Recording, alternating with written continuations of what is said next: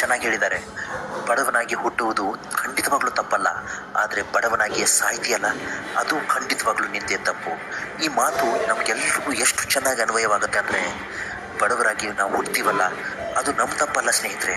ಆದರೆ ನಾವು ಏನೂ ಮಾಡದೆ ಜೀವನದಲ್ಲಿ ಎಂತಹ ಕಷ್ಟಗಳನ್ನು ಬಂದರೂ ಕೂಡ ಅದನ್ನು ಧೈರ್ಯವಾಗಿ ಎದುರಿಸದೆ ಕೊನೆಗೆ ನಾವು ಹಾಗೆ ಬಂದು ಹಾಗೆ ಸತ್ತು ಹೋಗ್ತೀವಲ್ಲ, ಅದು ನಾವು ಮಾಡುವಂತಹ ದೊಡ್ಡ ತಪ್ಪು.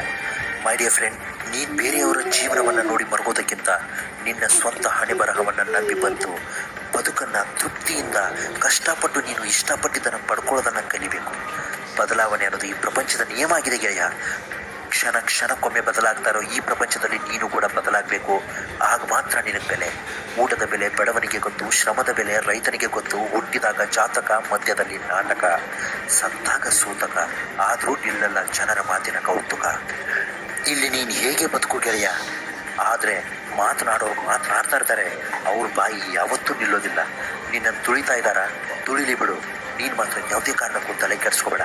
ಜೀವನದಲ್ಲಿ ಕಹಿ ಅನುಭವ ಆದಾಗಲೇ ನಿನಗೆ ಹೊಸ ಜೀವನ ಶುರುವಾಗುತ್ತೆ. ನಿನ್ನ ಸುತ್ತಮುತ್ತ ಇರೋರೆಲ್ಲ ನಿನ್ನ ಸೋಲಿಗಾಗಿಯೇ ಕಾದು ಕುಳಿತಿರ್ತಾರೆ ಅನ್ನೋದನ್ನು ಯಾವತ್ತೂ ಮರಿಬೇಡ.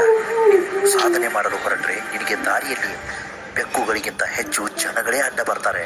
ಅವರಿವರ ಬಗ್ಗೆ ನೀನು ತಲೆ ಕೆಡಿಸ್ಕೊಂಡು ನಿನ್ನ ಜೀವನದ ಪ್ರತಿ ಗಳಿಗೆಯನ್ನು ಹಾಳು ಮಾಡಿಕೊಂಡು ನಿನ್ನ ಜೀವನವನ್ನು ಯೋಚನೆ ಮಾಡ್ತಾನೆ ಕಳಿಬೇಡ. ನೀನು ಗುರಿ ತಲುಪೋದಕ್ಕೆ ಸ್ವಲ್ಪ ಟೈಮ್ ಬೇಕಾಗತ್ತೆ. ನಿನ್ನು ನಿಧಾನವಾಗಿ ಬೆಳೀತಿದೆಯಾ ಅಂತ ನೋಡಿ ನಗ್ತಾ ಇದ್ದಾರ, ನಗಲಿ ಬಿಡು. ಅವ್ರಿಗೇನು ಗೊತ್ತು, ಓಡುವ ಮೊಲಕ್ಕಿಂತ ಆಮೆಗೆ ಆಯುಷು ಜಾಸ್ತಿ ಅಂತ. ಚಿಂತೆ ಮಾಡೋದನ್ನು ಬಿಟ್ಬಿಡು ಗೆಳೆಯ. ಅದು ನಿನ್ನ ನಾಳಿನ ಸಮಸ್ಯೆಯನ್ನು ಪರಿಹಾರ ಮಾಡೋ ಬದಲು ಇಂದಿನ ಶಕ್ತಿಯನ್ನು ಖಾಲಿ ಮಾಡಿಬಿಡುತ್ತೆ. ನಿನ್ನನ್ನು ತುಳಿದು ಬದುಕ್ತೀನಿ ಅನ್ನೋರಿಗೆ ನಿನ್ನ ತಾಕತ್ ಏನು ಅಂತ, ನಿನ್ನ ಸಾಮರ್ಥ್ಯ ಏನು ಅಂತ, ನಿನ್ನ ಶಕ್ತಿ ಏನು ಅಂತ ತೋರಿಸ್ಬಿಡು ಗೆಳೆಯ. ಹೋಗೋದಕ್ಕಿಂತ ಮುಂಚೆ ಕಡೆಗೊಂದು ಮಾತು ಹೇಳ್ತೀನಿ ಕೇಳು.